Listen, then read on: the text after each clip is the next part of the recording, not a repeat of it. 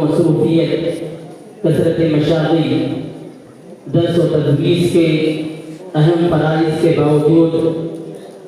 یہاں پر ہماری سی چھوٹی سی دعوت پر آپ تشریف لائے اور سفر کی تکلیفوں کو برداشت کر کے آپ یہاں پر تشریف لائے۔ ہم آپ کا یہاں کے تمام لوگوں کی جانب سے آپ کا استقبال کرتے ہیں، اہلاً و سہلا مرحبا،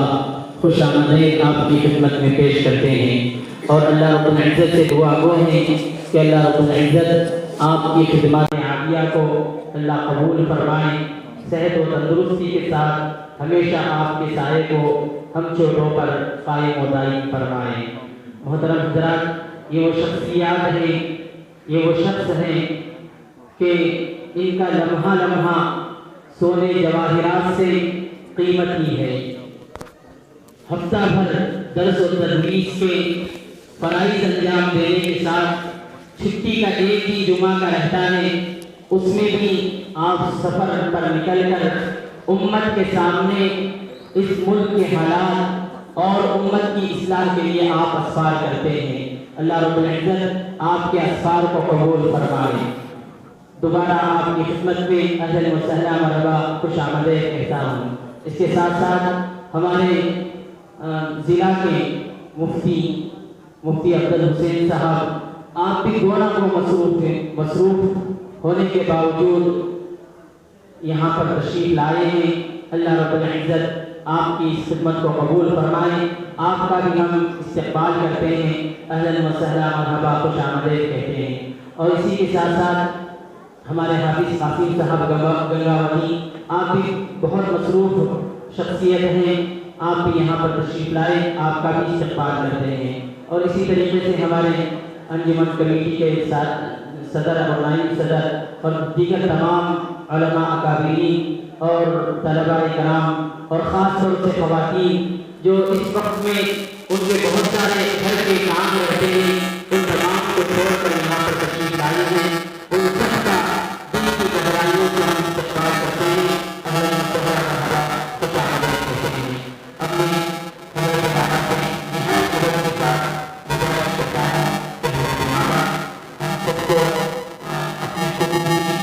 پند و نصاری سے ہم کو مستفیض فرمائیں۔ حضرت مولانا مفتی نظام الدین صاحب قاسمی دامت برکاتہ العالیہ۔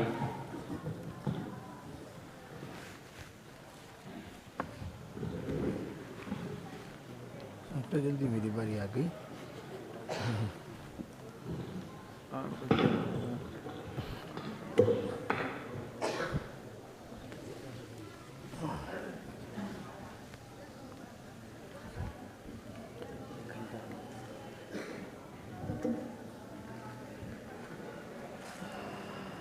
السلام علیکم ورحمۃ اللہ وبرکاتہ۔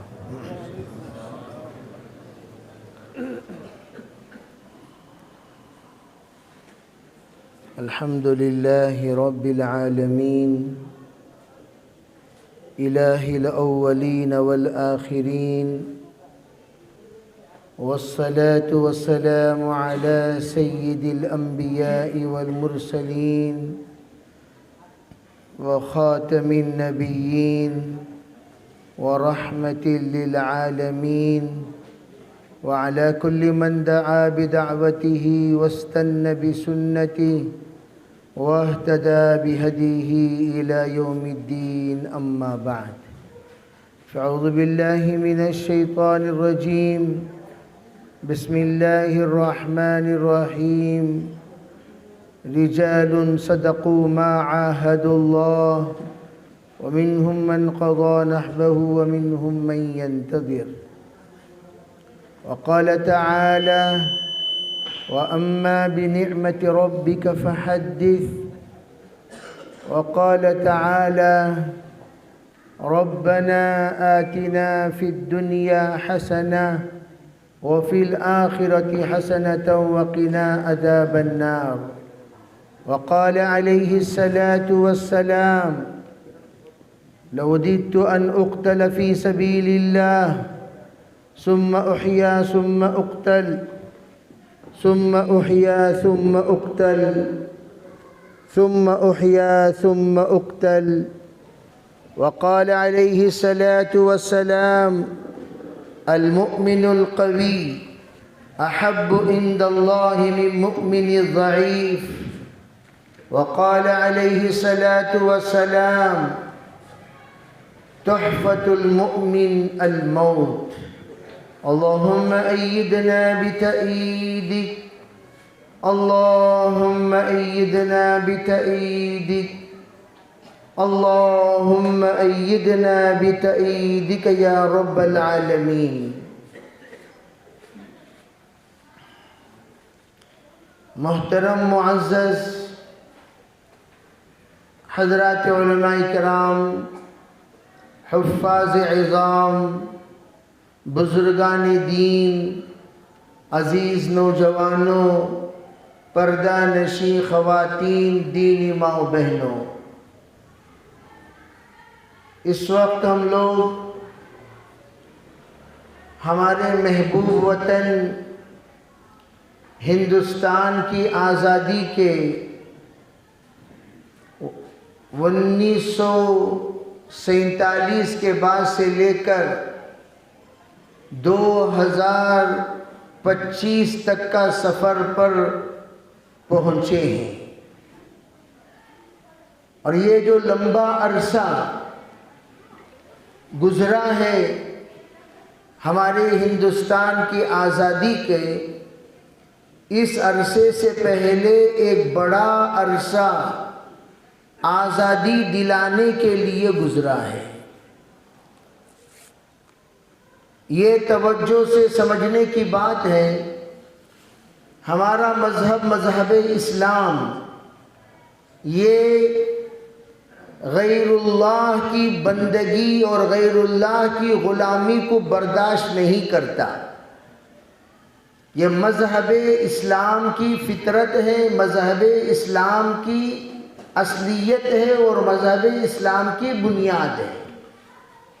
کہ اسلام کبھی شرکت کو برداشت نہیں کرتا۔ ہم لا الہ الا اللہ پڑھ کر اللہ کی غلامی کو تسلیم کیے، محمد رسول اللہ پڑھ کر سرکار دو عالم صلی اللہ علیہ وسلم کی امتی اور ان کو اپنا آئیڈیل، پیشوا، رہبر، رہنما اور ہر اعتبار سے سرکار دو عالم صلی اللہ علیہ وسلم کے مطیع اور فرما بردار ہو کر آپ کی سنتوں کی اطاعت کرنے کا ہم نے عہد کیا۔ جب لا الہ الا اللہ محمد رسول اللہ کے ذریعے سے ہم نے یہ عہد کر لیا تو ہمارا کلمہ یہ کلمے کی آزادی چاہتا ہے، کلمے کے تقاضوں کی آزادی چاہتا ہے، نبی کی سنتوں کی آزادی چاہتا ہے، اللہ کی عبادت کی آزادی چاہتا ہے۔ کبھی یہ کلمہ اس پر لگائے جانے والے پابندی کو برداشت نہیں کرتا۔ چنانچہ تمام انبیاء علیہم السلام جو دعوت لے کر تشریف لائے، قولوا لا الہ الا اللہ والی، اور اس دعوت کو جتنے لوگوں نے قبول کیا اور ان پر جتنے حالات آئے، ان تمام حالات میں انہوں نے آزادی کے لیے لڑی، اور وہ کہنے لگے کہ ہم لا الہ الا اللہ والے ہیں، جو بھی حالات ہمارے سامنے آئیں گے ان حالات کا سامنا کرنے کو ہم تیار ہیں۔ چنانچہ آخری نبی حضرت نبی اکرم صلی اللہ علیہ وسلم تشریف لائے، سرکار دو عالم صلی اللہ علیہ وسلم کی تشریف آوری کے بعد بھی کلمے پر حالات، اطاعت پر حالات، نماز پر حالات، عبادت پر حالات، اسلامی تشخص کو اپنانے پر حالات، نبی کی تابعداری پر حالات، جب حالات آئے سرکار دو عالم صلی اللہ علیہ وسلم کو اس بات کی طرف اجازت دی گئی کہ آپ اپنے تابعداروں کو ہجرت کی اجازت دے دیں۔ ہجرت اولا حبشے کے جانب سب جانتے ہیں، ایک محدود عدد ایک مخصوص عدد اللہ کے رسول علیہ السلام نے ان کو روانہ فرمایا ہرقل کے وطن پر، اور وہاں شاہ حبشہ نے ان کو پناہ دیا اور وہاں پر وہ لوگ رکے رہے۔ کچھ عرصے کے بعد وہ پھر جب سنے کہ الحمدللہ مدینہ منورہ کے جانب ہجرت کا حکم ہو گیا ہے، وہ تمام حبشے کے مہاجرین مدینہ کی جانب واپس آ گئے۔ تو دوسری جو ہجرت عامہ، اس کی اصل علت کیا ہے، وجہ کیا ہے؟ جب مکے کی زمین تنگ ہو گئی، میں جہاں سے آپ لوگوں کو لے کر جانا چاہتا ہوں وہاں سے سمجھو، آپ وہاں سے نہ سمجھو جہاں سے عام مقررین جنگ آزادی میں شروع کرتے ہیں اپنا بیان، میں وہاں سے سمجھانا چاہتا ہوں مزاج اسلام کیا ہے، اسلام کی طبیعت کیا ہے، شریعت کا مزاج کیا ہے۔ اگر وہ سمجھ جائیں گے پھر جنگ آزادی بھی سمجھ میں آئے گی، تمام جنگیں بھی سمجھ میں آئیں گی۔ تو یہ ایک بات تو یہ، جب زمین مکے کی تنگ ہو گئی، اذان ناممکن، قرات آج جو ہم ظہر اور عصر قرات سری کرتے ہیں، یہ قرات مکی قرات ہے۔ مکۃ المکرمہ میں تھوڑی سی زور سے بھی آواز اگر باہر آ جاتی، ہنگامہ کھڑا ہو جاتا، لڑائیاں کھڑی ہو جاتی، حالات بگڑ جاتے، مسلمانوں کو مارا جاتا، پیٹا جاتا۔ سرکار دو عالم صلی اللہ علیہ وسلم نے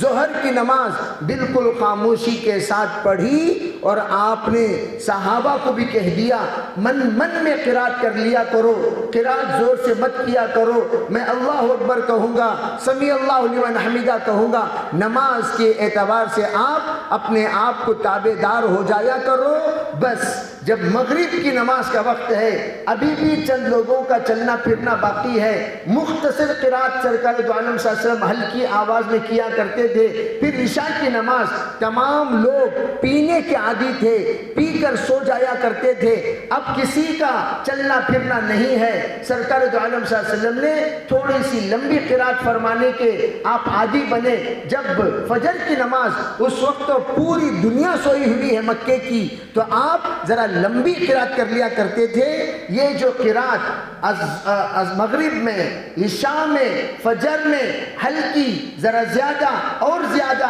جو کی جا رہی ہے، یہ مکی دور کے حالات کے بگاڑ کی وجہ سے پیدا ہوئی ہے۔ پھر ظہر عصر کو آپ نے ہلکا کر لیا، ظہر عصر کو آپ نے ہلکا کر لیا، اور ہلکا فرما کر مدینہ منورہ تشریف لانے کے بعد جب اجازت مانگی، اب تو یہاں ویسے حالات نہیں ہیں، توجہ کتنا اسلام دور تک سوچتا ہے، اندازہ لگاؤ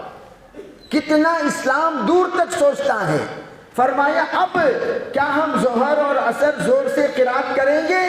کہا نہیں، جیسے مکے کی زندگی میں آپ کرتے تھے اسی طرح مدینے کی زندگی میں کرتے رہو، اپنی قرات کی ترتیب بدلنے کی ضرورت نہیں ہے۔ صاف طور پر اعلان ہو گیا۔ اس سے یہ بات واضح ہوئی کہ حالات مسلمانوں پر مکے میں تھے اور وہی حالات مدینہ منورہ میں ہٹ گئے، لیکن ہٹنے کے باوجود سرکار دو عالم صلی اللہ علیہ وسلم نے اپنی شریعت میں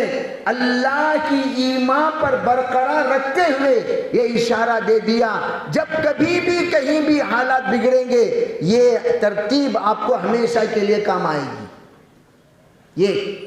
اب آگے چلیے، مکی دور کے بعد زمانہ گزرتا رہا، اسلامی سلطنتیں گزرتی رہیں، اسلام پر مختلف تاریخیں آئیں، اسلام پر مختلف ادوار آئے۔ حضرت ابوبکر صدیق کا دور، حضرت عمر کا دور، حضرت عثمان کا دور، حضرت علی کا دور، یہ دوروں میں بہت سارے حالات پیش آئے، ان حالات کو انہوں نے سامنا کیا۔ بہرحال کبھی بھی کسی کی غلامی کو انہوں نے برداشت نہیں کی، جس وقت امیر معاویہ کے پاس خط آیا کسی انسان کا اور غلط اس نے تشکیل کرتے ہوئے کہا کہ تم علی کے مقابلے میں کھڑے ہوئے ہو، اجازت ہو تو ہم تمہارے ساتھ مل کر علی کو مٹا دیں گے، تو حضرت نے جو خطاب اس سے کیا، ایک کتے کے لفظ سے آپ نے خطاب کرتے ہوئے کہہ دیا، مسلمانوں کے درمیان 10 لڑائیاں ہوں گی، لیکن ہم جب مد مقابل کے مقابلے میں کھڑے ہو جاتے ہیں ہم سب کے سب ایک ہیں، ہم الگ الگ نہیں ہیں۔ اس چیز کی اطلاع اوقاف کے اس اجلاس میں آپ دیکھ لیے ہوں گے، جب اسلام پر آنچ آئے، مسلمان پر آنچ آئے، ہم سب متحد ہو جائیں گے، وہاں کسی بھی فرقے کے اعتبار سے ہم گفتگو نہیں کریں گے، ہمارے درمیان تفریق نہیں ہوگی۔ مسلم پرسنل لا کا سٹیج وہ سٹیج ہے جہاں پر سب کو جمع کر دیا جاتا ہے بلا کسی تفریق کے۔ جو مسلمان کہلائے جاتے ہیں ہندوستان کی فہرست میں، ان سب کو جوڑنے کا پلیٹ فارم مسلم پرسنل لا۔ اب یہاں سے آگے بڑھیے، جس وقت ہندوستان پر مغلیہ سلطنت کا دور گزرا، اور الحمدللہ آپ حضرات کو میں یہ کہنا چاہوں گا، اس وقت بڑی مختصر کے ساتھ ہم آگے بڑھ رہے ہیں کہ ہندوستان میں 600 سال تک مغلیہ سلطنت کا دور پہلے جزوی تھا، بعد میں کلی بنا۔ پہلے جز تھا، چھوٹے چھوٹے علاقوں میں قبضے تھے، بعد میں کلی بنا۔ الحمدللہ آج بھی آپ اس دور کی نشانیاں پورے ہندوستان میں دیکھ سکتے ہیں، تاج محل سے لے کر لال قلعہ تک، ریڈ فورٹ سے لے کر آپ فتح پور سیکری تک، آپ ہندوستان کے تمام جگہوں پر چلے جائیے، آپ کو مغلیہ سلطنت کی وہ نشانیاں جو ہندوستان کی شان بن کر، آن بن کر، متعارف بن کر، پہچان بن کر پوری دنیا کو اپنی ایک وقار بتا رہی ہیں۔ اگر کوئی ہندوستان کو دیکھنا چاہے وہی عمارتیں دکھائی جاتی ہیں جو عمارتیں مغلیہ سلطنت نے اپنے خلافت میں، اپنے دور حکومت میں بنائی تھی، تعمیر کرائی تھی۔ آج بھی وہ دندناتے ہوئے، اپنے معیار کو برقرار رکھتے ہوئے مسلمانوں کی نشانی بن کر قائم و دائم ہے۔ ایک بات پھر، شاہ ظفر آخری مغلیہ سلطنت کا بادشاہ، آخری جو آیا، اس پر حالات آئے۔ شاہ ظفر کا مشہور ان حالات میں وہ بالکل سادے سیدھے ایک بادشاہ اور شاعر مزاج، بعض لوگوں نے ان کی طبیعت میں ذرا الگ الگ قسم کی کچھ آزادی مزاج والے بھی تھے۔ نتیجہ کیا ہوا؟ نتیجہ یہ ہوا شاہ ظفر کو قید کر لیا گیا، ان کے خاندان کو قید کر لیا گیا، در بدر کر دیا گیا، وہیں پر ان کا انتقال ہو گیا۔ شاہ ظفر نے مشہور ان کے اشعار میں انہوں نے کہا، کیف پیدا کر سمندر کی طرح، کیف پیدا کر سمندر کی طرح، جس قدر گہرائیاں خاموشیاں، کہہ رہا ہے موج دریا سے سمندر کا سکوت، جس میں جتنا ظرف ہے وہ اتنا ہی خاموش ہے۔ شاہ ظفر نے اس وقت کہا تھا کہ بھئی میں تو جا رہا ہوں، عجیب عجیب اشعار ہیں ان کے، رخصتی کے وقت میں انہوں نے پڑھی تھی۔ ان اشعار کو پڑھتے ہوئے وہ بیچارے ہندوستان کو اس وقت کہا تھا حکومت بادشاہ سلامت کی، لیکن جو کچھ فیصلے ہوں گے وہ ایسٹ انڈیا کمپنی کی۔ یہ بات جس وقت باقاعدہ کہہ دی گئی کہ آپ حکومت کی کرسی پر بیٹھیں گے، لیکن جو کچھ احکام چلیں گے، جو کچھ فیصلے چلیں گے، جو کچھ لینا دینا ہوگا، وہ سب ہمارے حکم پر ہوگا، یا یہیں سے ان کا زوال ہوا اور ان لوگوں کا عروج ہوا۔ اور ان کا جو عروج ہوا، مختصر آپ کو سمجھنا چاہیے، 1600 1601 میں واسکو ڈا گاما، اس سے پہلے بھی ہندوستان کو لوگ آتے تھے جاتے تھے، عربوں سے آتے تھے، پرتگیز آتے تھے، انگریز آتے تھے، اٹالینس آتے تھے، چائنیز آتے تھے، اور یہاں سے جو کچھ چیزیں ان کو سستے میں ملتی تھی لے جاتے تھے، اپنی سستی چیزیں لا کر یہاں فروخت کرتے تھے۔ لیکن اس نے جب دیکھا کہ ہندوستان میں سب رنگ ہیں، ایک رنگ نہیں، سب رنگ، آپ ہندوستان کے جتنے لوگ یہاں بیٹھے ہوئے ہیں یا پورے ہندوستانیوں کو بلا لو،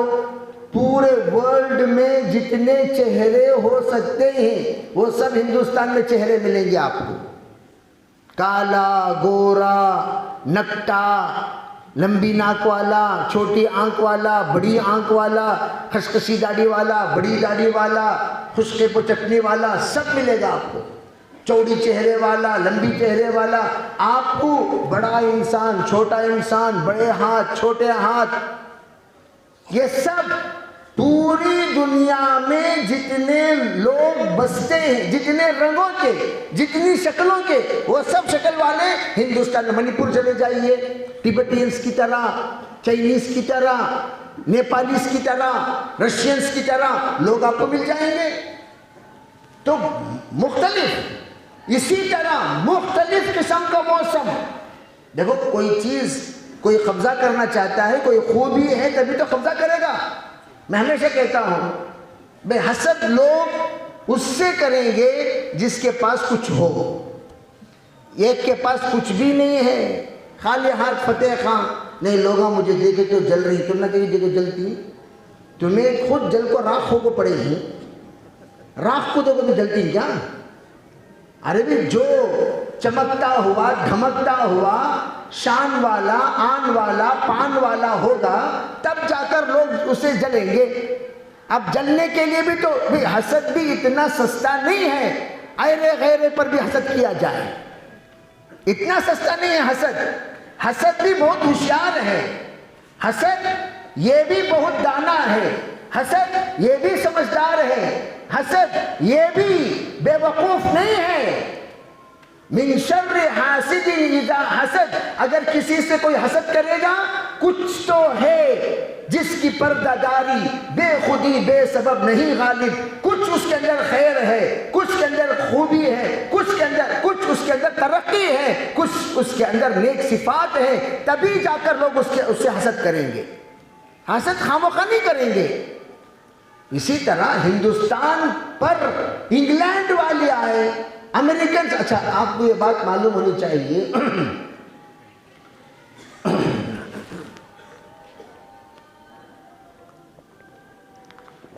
دین کی بات چل رہی ہے، اذان کی آواز جو دینا ہے دیتے رہیں، دین کی بات جاری رکھ سکتے ہیں، ٹھیک ہے بھائی؟ تو میں یہ عرض کر رہا تھا، جتنی اس وقت ممالک ہیں انگریزوں نے جن کو قبضہ کیا، آپ یہ سوچے ہوں گے خالی ہندوستان پر انگریز آئے، نہیں، آسٹریلیا کالے لوگوں کا ملک تھا، ابرجنیز کالے لوگ، ان کی تھوڑی سی شکل بندر کی طرح رہے گی، آپ نیٹ میں اگر تلاش کرو گے ابرجنیز تو ابرجنیز والے آپ کو نظر آئیں گے، وہ لوگ اصل آسٹریلیا کے باشندے تھے، ان پڑھ لوگ، گوار لوگ، کھیتی باڑی کرنے والے لوگ، بھولے بھالے لوگ، کچھ ان کو آتا جاتا نہیں تھا، سادہ سیدھا کھانا کھانے والے لوگ، ان پر نیوزی لینڈ والوں نے حملہ کیا۔ جب حملہ کیا ان کے پاس کچھ نہیں تھا، وہ نہتے تھے، کمزور تھے، ان لوگوں کو حملہ کرنے کے بعد جوابی حملہ کرنے کے لیے ان کے پاس کچھ نہیں تھا، جس کی وجہ سے بہت آسانی سے وہ لوگ حملہ کر لیے، اور حملہ کرنے کے بعد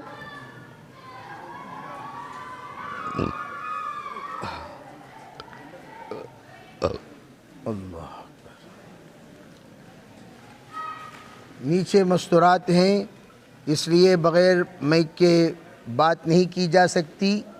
اگر مستورات نہ ہوتے تو بغیر مائک کے بھی بات کی جا سکتی تھی، تو اس لیے بجلی آنے تک ذرا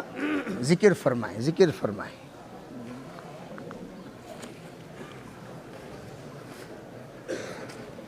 اور سکون سے بیٹھے رہیں، نماز یہیں ہوگی،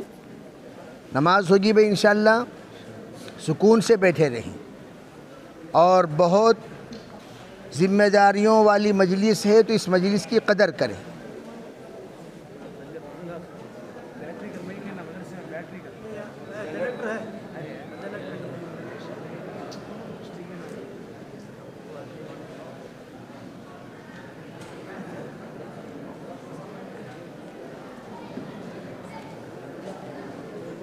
بھائی پیچھے والے بیٹھ جاؤ، جنریٹر کا جو کام کر رہے ہیں وہ اپنا کام کریں گے، آپ لوگ سب وہاں جا کر کھڑے ہونے کی ضرورت نہیں ہے، بیٹھ جاؤ، آپ اپنی جگہ پہ بیٹھ جاؤ آرام سے۔